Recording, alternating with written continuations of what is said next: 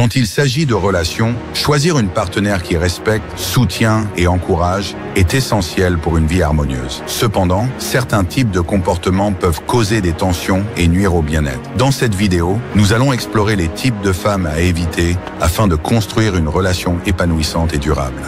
Point 1. La manipulatrice. La manipulatrice utilise la ruse et les tactiques émotionnelles pour obtenir ce qu'elle veut. Elle peut souvent adopter des comportements de contrôle subtils, comme la culpabilisation ou le chantage émotionnel, pour influencer ses partenaires. Ce type de personne ne respecte pas les limites des autres et risque de te faire perdre confiance en toi. Il est crucial de reconnaître ce comportement pour éviter une relation où tu te sens constamment manipulé ou contrôlé.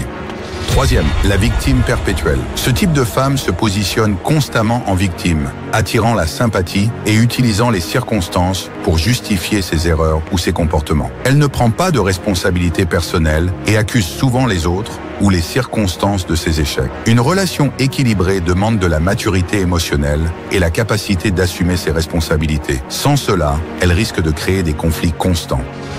2. L'éternelle insatisfaite. Rien ne semble jamais suffisant pour elle. L'éternelle insatisfaite est constamment à la recherche de plus, que ce soit en matière de finances, de validation ou d'attention. Elle peut te faire sentir que tes efforts ne sont jamais à la hauteur, ce qui est épuisant et démoralisant sur le long terme. Les relations doivent être équilibrées et si tu te retrouves à toujours essayer de combler un vide chez elle, cela peut devenir rapidement toxique.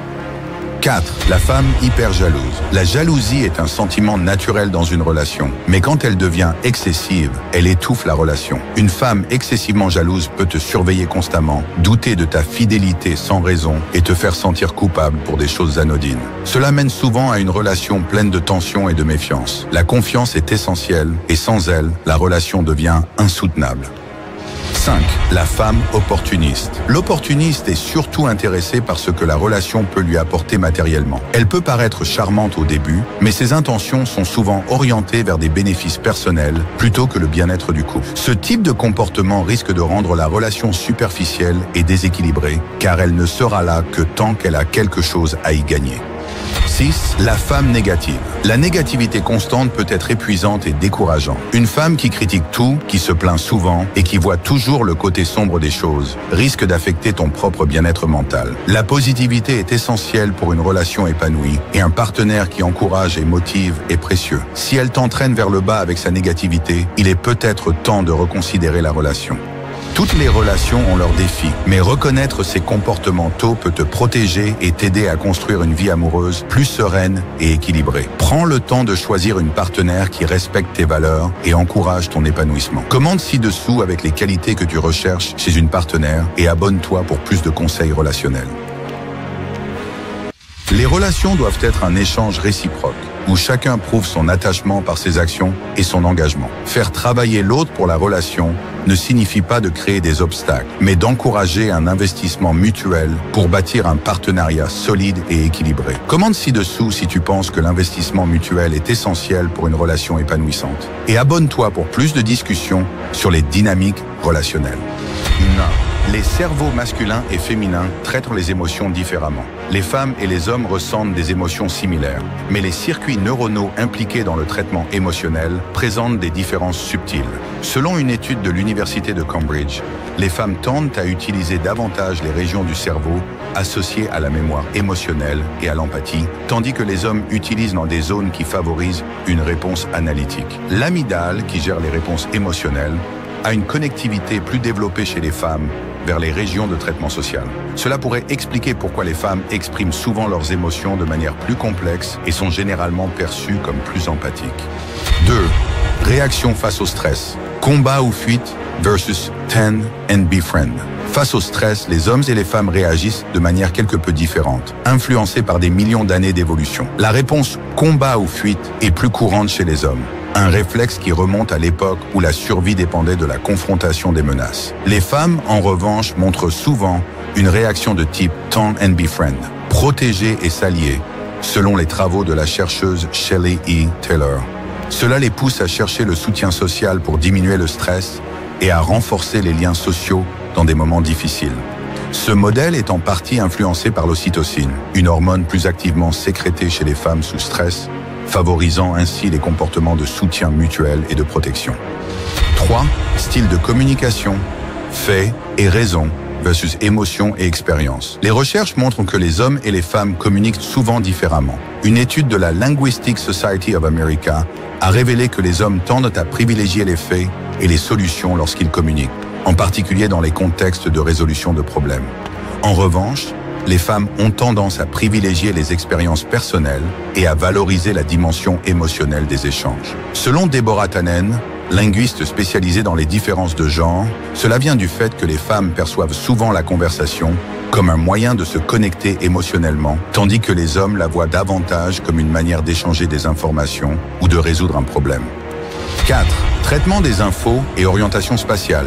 Raisonnement déductif versus intuition sociale. Les différences dans les préférences et les styles de traitement de l'information sont également bien documentées. Une étude de l'Université de Pennsylvanie a montré que les hommes possèdent généralement une capacité supérieure en orientation spatiale, ce qui est attribué à des connexions plus fortes dans les hémisphères du cerveau associées à la perception de l'espace. Les femmes, en revanche, montrent une préférence pour l'intuition sociale et sont plus enclines à faire des liens sociaux et émotionnels dans leur raisonnement. Ces distinctions sont interprétées comme des adaptations à des rôles évolutifs distincts dans lesquels les hommes devaient souvent s'orienter sur de longues distances pour la chasse, tandis que les femmes se consacraient à des activités de coopération et de soins au sein du groupe.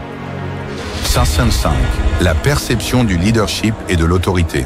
Les différences dans la perception de l'autorité et du leadership entre les genres sont aussi frappantes. Une étude de la Harvard Business Review a constaté que les femmes dans des rôles de leadership sont souvent perçues comme plus empathiques et attentives aux besoins de l'équipe, tandis que les hommes sont plus souvent vus comme étant directs et orientés vers les résultats. Cela ne signifie pas que les femmes sont moins capables de leadership, mais qu'elles ont tendance à prioriser la cohésion et la collaboration au sein de l'équipe, tandis que les hommes privilégient les objectifs. Ces deux styles se complètent, mais sont souvent perçus différemment par la société. 6. L'intérêt pour les relations sociales. Influence de la dopamine et de la testostérone. Les hommes et les femmes ont tous deux besoin de relations sociales, mais les motivations varient. Chez les hommes, la testostérone peut encourager la compétitivité dans les relations, liée à l'ocytocine, soutient davantage le besoin de lien social et de communication. Une étude de l'université de Yale montre que les femmes entretiennent souvent des relations de manière plus active et mettent en place des réseaux de soutien plus vastes que les hommes, ce qui reflète un besoin social plus intense.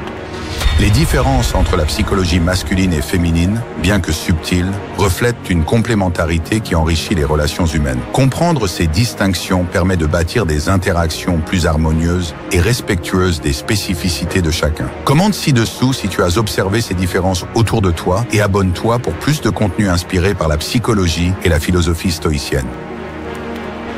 Dans les relations, il est courant de voir les hommes faire des efforts pour prouver leur valeur, inviter à des rendez-vous, offrir des cadeaux et montrer leur engagement. Souvent, la femme n'a qu'à dire oui sans prouver de manière équivalente son attachement ou son investissement. Dans cette vidéo, nous allons explorer pourquoi il est important que les deux partenaires s'investissent dans une relation et pourquoi une femme doit aussi prouver sa valeur. Une relation saine repose sur un équilibre où chacun fait des efforts pour nourrir et renforcer le lien.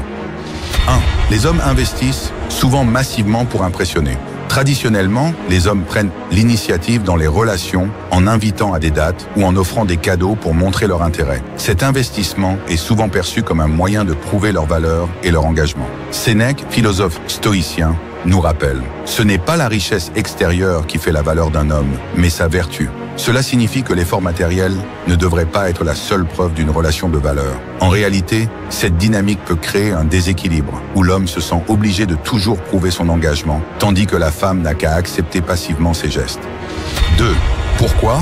Une relation doit être réciproque. Une relation équilibrée repose sur un investissement mutuel. Il est important que la femme prouve aussi son attachement par ses actions. Dans un partenariat, chacun doit démontrer son engagement, non seulement par des mots, mais par des actes. L'équité émotionnelle permet de bâtir des bases solides et d'éviter les ressentiments. Lorsque la femme prouve aussi son investissement, que ce soit par des attentions, du soutien ou des gestes d'affection, elle montre qu'elle considère la relation comme un effort commun. Cela renforce le lien et crée une véritable complicité. 3. Le danger d'une relation déséquilibrée. Lorsque l'homme investit trop dans une relation sans réciprocité, cela peut créer un déséquilibre émotionnel et affectif. Il peut commencer à ressentir que ses efforts ne sont pas valorisés ou à se demander si la femme est vraiment attachée à la relation. Ce déséquilibre est souvent source de frustration et de conflits. Sun Tzu, dans l'art de la guerre, écrivait « Ne te bats pas une bataille que tu es certain de perdre ». Dans le contexte des relations, cela signifie qu'il est inutile de s'investir lourdement sans voir de signes concrets de réciprocité. Pour qu'une relation soit épanouissante, elle doit être nourrie des deux côtés. 4. Comment amener la femme à prouver son attachement? Il ne s'agit pas de manipuler ou de jouer des jeux, mais de créer des situations où la femme montre son intérêt et son investissement. Au lieu d'offrir trop facilement des cadeaux ou des sorties, laisse-la aussi prendre des initiatives. Cela peut être aussi simple que de suggérer un rendez-vous, d'organiser une sortie ou de montrer son affection à travers de petites attentions. En invitant la femme à faire un effort pour te connaître et passer du temps avec toi, tu construis une relation plus équilibrée et basée sur la réciprocité. 5. Valoriser les actions plutôt que les paroles. Il est facile de dire des mots doux ou de promettre un engagement, mais ce sont les actions qui comptent vraiment. La philosophie stoïcienne nous apprend que les actes ont plus de valeur que les promesses. Dis peu, fais beaucoup. Il est important d'observer non seulement ce que la personne dit, mais ce qu'elle fait pour la relation. Si elle fait des efforts pour être présente, pour t'écouter et pour participer activement à la relation, c'est un signe positif de son attachement et de sa volonté de construire quelque chose de durable. 6. Encourager un investissement réciproque dans la relation. Pour que la relation soit saine et durable, il est essentiel de fixer des attentes claires dès le début et d'encourager la réciprocité. Cela peut signifier que chacun apporte sa contribution à la relation, qu'il s'agisse de gestes d'affection, de temps passé ensemble ou de soutien mutuel dans les moments difficiles. Une relation équilibrée se base sur le respect et l'admiration mutuelle, où chaque partenaire montre son investissement sans que l'un des deux se sente obligé de toujours prouver sa valeur. Les relations doivent être un échange réciproque, où chacun prouve son attachement par ses actions et son engagement. Faire travailler l'autre pour la relation ne signifie pas de créer des obstacles, mais d'encourager un investissement mutuel pour bâtir un partenariat solide et équilibré. Commente ci-dessous si tu penses que l'investissement mutuel est essentiel pour une relation épanouissante. Et abonne-toi pour plus de discussions sur les dynamiques relationnelles. Trouver la bonne personne pour partager sa vie est l'une des décisions les plus importantes que l'on puisse prendre. Dans cette vidéo, nous allons explorer les critères essentiels pour choisir une femme avec qui construire un avenir solide et harmonieux. De la compatibilité émotionnelle aux valeurs partagées, voyons ensemble ce qui importe vraiment. Share your heart. Partager des valeurs communes. Les valeurs sont le socle de toute relation durable. Elles influencent la manière de gérer les défis, d'élever des enfants et de prendre des décisions importantes. Choisir une partenaire qui partage tes valeurs t'assure un alignement profond, réduisant les conflits sur des sujets fondamentaux comme la famille, le travail et les responsabilités. Sans valeurs communes, des désaccords sur ces éléments de base peuvent survenir et éroder la relation. 2. Cherche la compatibilité émotionnelle. La compatibilité émotionnelle permet à un couple de naviguer harmonieusement dans les hauts et les bas de la vie. Elle signifie que vous êtes capable de communiquer ouvertement, de partager vos sentiments et de vous soutenir mutuellement dans les moments difficiles. Une femme avec qui tu te sens compris et soutenu favorisera une relation stable et équilibrée où chacun peut évoluer en toute sécurité. 3. Choisis quelqu'un avec qui tu peux grandir. Une bonne relation repose sur la croissance mutuelle. La femme que tu choisis doit être une source d'inspiration, quelqu'un qui t'encourage à devenir une meilleure version de toi-même, tout en se développant elle aussi. Cette volonté de grandir ensemble crée une dynamique positive et renforce le couple, surtout lorsque vous affrontez des défis ou réalisez des projets communs. 4. Assure-toi qu'elle te respecte et te soutienne. Le respect est fondamental dans toute relation. Choisir une femme qui te respecte et qui respecte tes rêves est essentiel pour maintenir un environnement positif. Le soutien mutuel favorise l'épanouissement de chacun. Lorsque l'autre personne croit en tes capacités et t'encourage, cela te motive à aller de l'avant et à donner le meilleur de toi-même, sans crainte d'être jugé ou minimisé. 14. Considère sa capacité à gérer les conflits de manière constructive. Les conflits sont inévitables dans un couple, mais savoir les gérer avec respect et intelligence est crucial. Observe comment elle réagit dans les situations de désaccord. Est-elle capable de discuter calmement et de trouver des compromis, ou préfère-t-elle éviter les conversations difficiles? La capacité à gérer les conflits de manière constructive renforce la relation et permet d'aborder les problèmes avec maturité. 6. Cherche une connexion sur le plan des ambitions et projets de vie. Une relation durable se construit plus facilement lorsque les deux partenaires ont des objectifs et des projets de vie compatibles. Cela ne signifie pas que vous devez avoir les mêmes passions, mais que vous êtes alignés sur des aspects clés comme la carrière, les voyages ou le type de vie que vous souhaitez. Choisir une femme dont les aspirations rejoignent les tiennes vous permettra de bâtir un avenir commun plus serein et satisfaisant. Choisir sa partenaire de vie demande une réflexion sérieuse. Les valeurs communes, la compatibilité émotionnelle et le respect mutuel sont essentiels pour bâtir une relation solide et durable. Prenez le temps d'analyser ces critères pour vous assurer que vous êtes avec quelqu'un qui vous aidera à grandir et qui partage vos aspirations. Commentez ci-dessous ce que vous recherchez le plus chez une partenaire et abonnez-vous pour plus de conseils relationnels. T'es-tu déjà retrouvé face à une porte qui se ferme brutalement pour réaliser plus tard que c'était la meilleure chose qui pouvait arriver? Le rejet, souvent douloureux, peut devenir ton meilleur allié si tu choisis de le voir comme un tremplin. Comme le disait Marc Aurèle, ce n'est pas les événements qui nous troublent, mais notre jugement sur eux. Dans cette vidéo, nous allons découvrir 13 leçons puissantes pour transformer le rejet en moteur de réussite personnelle et grandir à travers l'adversité. 1. Ignore-les et concentre-toi sur toi-même. Lorsque quelqu'un te rejette ou t'ignore, la pire réaction est de courir après son attention. Au lieu de ça, retourne ton énergie vers toi-même. « Je suis trop précieux pour mendier l'attention » pourrait devenir ton mantra. Cultive tes passions, apprends une nouvelle compétence ou entoure-toi de ceux qui te valorisent. En détournant ton attention des autres pour te concentrer sur ta croissance, tu fais preuve de maturité émotionnelle et d'un profond respect pour toi-même. 2. Ne réagis pas émotionnellement. Le rejet peut piquer, mais il ne définit pas ta valeur. La philosophie stoïcienne enseigne que ce qui dérange, ce n'est pas ce qui arrive, mais notre perception de ce qui arrive. Respire profondément et analyse pourquoi cette situation t'affecte. Garde ton calme et fais preuve de grâce. Rappelle-toi que tes émotions ne doivent pas te dominer, elles doivent te guider vers une réponse réfléchie. 3. Fais preuve de détachement émotionnel. Le détachement ne signifie pas ignorer tes émotions, mais apprendre à les gérer. Visualise le rejet comme un simple événement dans ta vie et non comme une barrière insurmontable. Ce qui ne te tue pas te rend plus fort, disait Nietzsche. Plutôt que de ressasser le passé, redirige ton énergie vers des activités qui nourrissent ton esprit et élèvent dans ton âme. 4. Démontre leur indifférence en prouvant ta valeur. Le rejet est souvent une opportunité déguisée pour prouver ce dont tu es capable. Si on t'ignore dans une réunion ou qu'on sous-estime tes compétences, utilise cette énergie pour exceller dans tes projets. Comme le dit un adage célèbre, quand une porte se ferme, une autre s'ouvre. Le rejet n'est pas une fin, c'est un redémarrage vers quelque chose de mieux aligné avec ton potentiel. 5. Utilise le silence comme outil stratégique. Choisir le silence en réponse au rejet n'est pas une faiblesse, c'est une force. Le silence te permet de reprendre ton pouvoir et de te recentrer. Cette pause est une opportunité pour toi de réfléchir, de recharger et de montrer que ta paix intérieure n'est pas négociable. Celui qui contrôle ses émotions contrôle son monde, disait Sénèque 6. Prove them wrong. Dépasse leurs attentes. Le rejet peut devenir ta motivation pour surpasser tes limites. Si quelqu'un doute de toi, utilise ce doute pour t'améliorer. Développe des compétences qui mettent en valeur tes forces. Ne le fais pas pour les autres, mais pour toi-même. Ton succès silencieux sera ta meilleure réponse. 7. Redécouvre la joie et prends du plaisir. Face au rejet, on a souvent tendance à s'isoler. Pourtant, chercher la joie dans de nouvelles expériences ou passions est une manière puissante de retrouver de l'énergie. Essaye un nouveau hobby, entoure-toi d'amis sincères et rappelle-toi que tu es bien plus que ce que les autres peuvent penser de toi. 8. Crée ton propre réseau de positivité. Entoure-toi de personnes qui croient en toi et partagent tes valeurs. Comme l'a dit Jim Rohn, tu es la moyenne des 5 personnes que tu fréquentes le plus. Si certaines personnes ne t'accordent pas l'attention ou le respect que tu mérites, tourne-toi vers celles qui t'élèvent.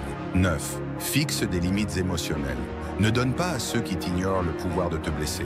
Les limites émotionnelles ne sont pas une forme de vengeance, mais un acte de préservation de ta paix intérieure. Cela montre que tu valorises ton énergie et que tu refuses de la gaspiller sur ceux qui ne la méritent pas. 10. Réfléchis plutôt que de réagir. Comme l'enseigne Marc Aurèle, l'obstacle est le chemin. Chaque rejet est une opportunité pour réfléchir, apprendre et adapter ton approche. Utilise ces moments pour renforcer ta résilience et clarifier tes objectifs. 11. Fais le tri dans tes relations. Certaines relations ne méritent pas d'être poursuivies. Si quelqu'un ne voit pas ta valeur, cela ne signifie pas que tu dois changer, mais que tu dois réévaluer qui mérite ton énergie. 12. Investis dans ta croissance personnelle.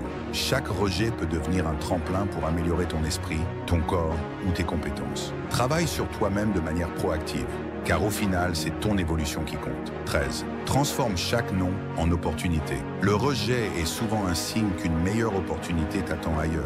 Plutôt que de le voir comme une impasse, vois-le comme une redirection vers quelque chose de plus aligné avec tes aspirations.